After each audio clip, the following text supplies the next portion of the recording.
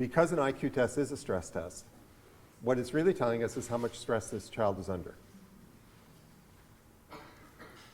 So invaluable.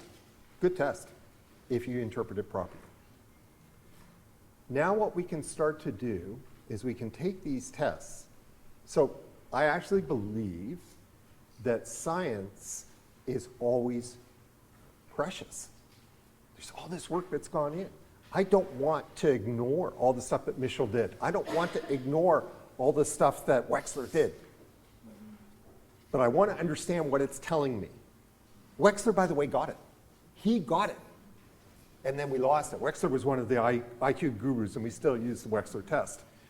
So, and if you read Wechsler carefully, so someone like you, Travis, if you're going to do this, have to read what Wechsler was saying back in the late 40s, early 50s about, I forget what he called it, intellective factors.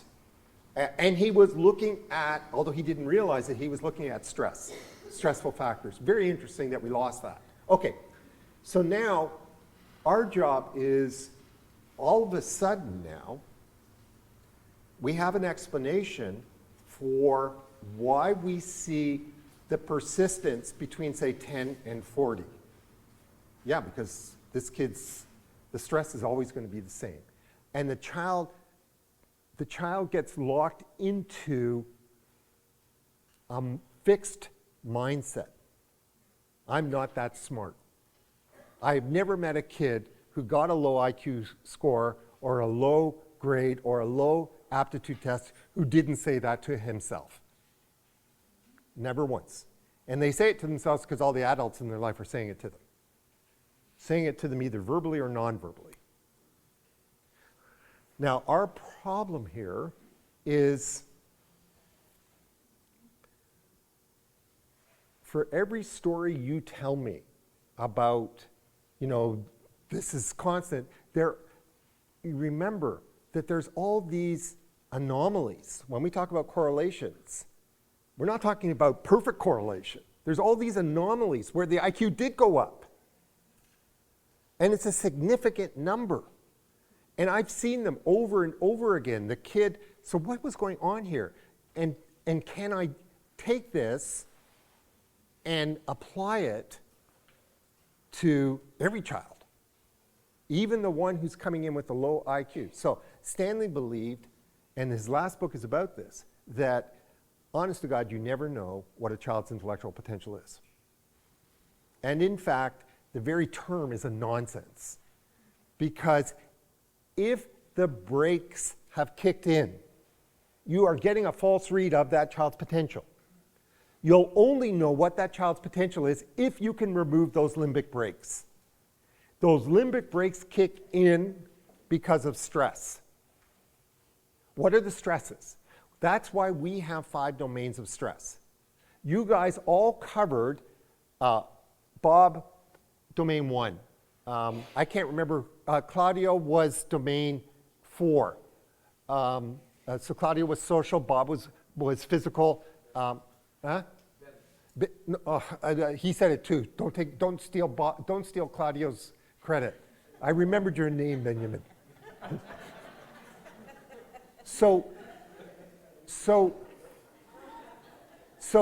But remember, we've got 5 domains. Okay, so one of the things that I love about IQ tests is that cognitive stress is the big unknown for us. But it is a stress. And so now what's starting to happen is we're starting to get remedial programs that they work like JUMP because they reduce the stress. JUMP Math. So I'll give you a great example. So I told you yesterday, right? My son comes home and he said, by the way, you know, I see the report card and you got 32 in math. Holy, you didn't think to tell me that there was a problem here? So what I could have done was I could have said to him, I could have been that parent that Angela Duckworth describes. I could have laid into him. I could have laid down the law. You are going to do 2 hours of math every single night until you raise your grade. But if you knew my son, and Susan can attest to this, that's not going to work. So my son is like the little guys that we had in the Mary study. If I tried to do that, I would have had such an awful mess on my hands. So what we had to figure out was how to lower the cognitive stress, because his brakes had now, they were so strong that he said to me, quote, and I'm the most empowering dad that you can imagine, he says to me, I'm just stupid. My son's going to say that to me, but that's what he believed. And I know he believed it because the teacher inadvertently told him that he was stupid. The teacher's a nice guy. He hasn't done self-reg. You got to get in touch with this teacher. Okay, so now our problem was, how can I reduce his, you understand what I'm saying? How can I reduce his cognitive stress? He didn't have the other stresses. He's getting enough sleep, Bob. Somebody said nutrition. We pay a lot of attention to that. But the cognitive stress was the issue because 32 kids in the class, he was falling further and further behind. His brakes kicked in, and then he starts to rationalize or say to himself, well, there's no point in my making the effort because I'll never get it. I'm too stupid. Okay. I can't do it for him. I can't do it for him because I'm dad. And believe it or not, after yesterday's performance, you won't believe this, but I am actually pretty good in math. But I'm dad. And to say that we're going to sit down together and I'm going to tutor you is never going to happen. But we have somebody who works for us who is a math whiz, and this is Lindsay, and he adores her. She's 32 and she makes him feel safe. And so what we said was, okay, so what we're going to do is, this is important, okay? I know I'm going over, but let me. So we're going to do, every night after school, you're going to do tutoring. So the first night, maybe 15 minutes. And Lindsay comes to me after the first night and she says, can you get him tested for a working memory challenge? Like there's something wrong with his working memory, because I said to him, I'll just give you an example. Like, 5 times 7 equals what? Okay, 5 times 7, 5, okay, and eventually we get 35. And then 5 minutes later I say to him, 7 times 5? So nothing was going in. Now remember, classic IQ theory would say that IQ is a reflection of working memory. There's my explanation. My explanation is he's got a broken working memory. And so what he needs is, I don't know, how do you fix working memory? By ants. But the next night it was 16 minutes. And the next night it was 20 minutes. And eventually it was 2 hours. And that took us probably around, 6 weeks. The working memory deficit disappeared. Oh my God, we got it wrong. It was stress. Because we know stress, one of the effects of stress is memory. Think about yourself when you're overstressed and you can't remember where you put your car keys. Okay, so then he writes his EQAOs, and the EQAO is a normed test, like an IQ test, and it's not easy. And he gets 68. So we've gone from 32 to 68 in 6 weeks. Eventually he passes math. Doesn't even have to go to summer school.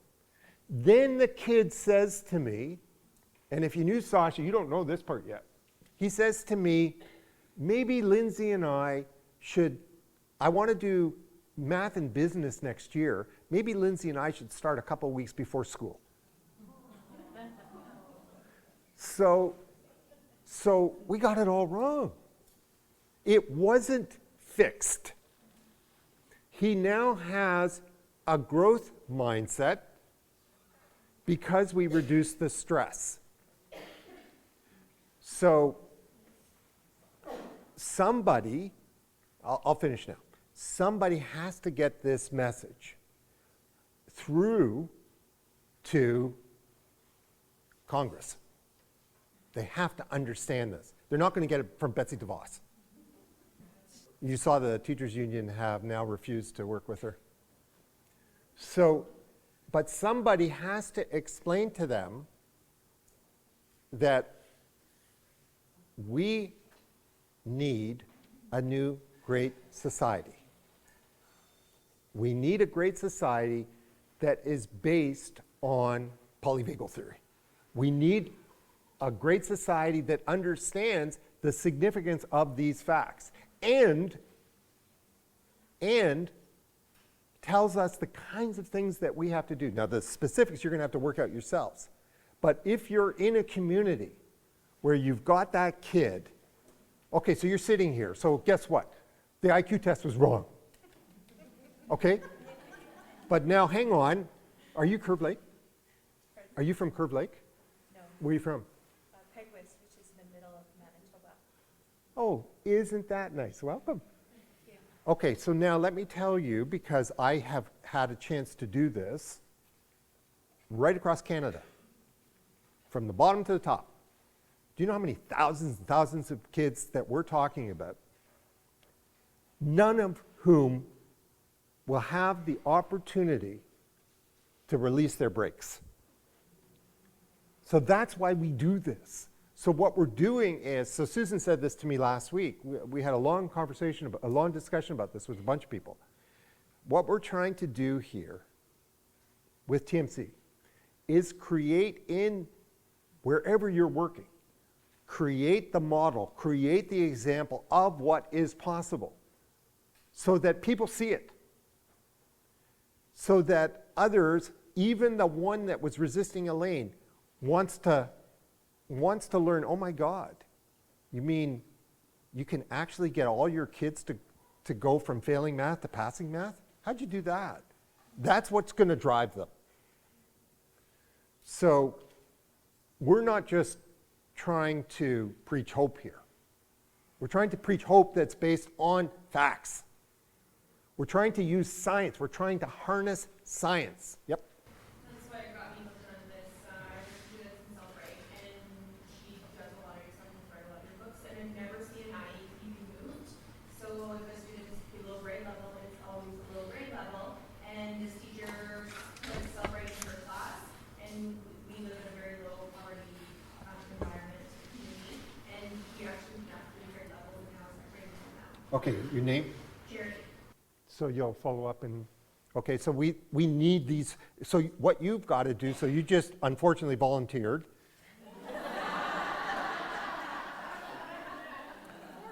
You made the mistake of telling us your name. We need you to write this up. It will go on the website. These stories must come out so that people see that this isn't just a wish and a prayer. This is that what we're starting to work out here, and now we'll talk about this tomorrow, how we'll harness our own research institute to serve this big purpose. But this is big, okay? This is every single kid that you're ever going to see in this country. So that's our goal. So when I do something like this, so when I did like the 5 classes, and I'm sure that they must have hated my guts by the time they got to the end of it.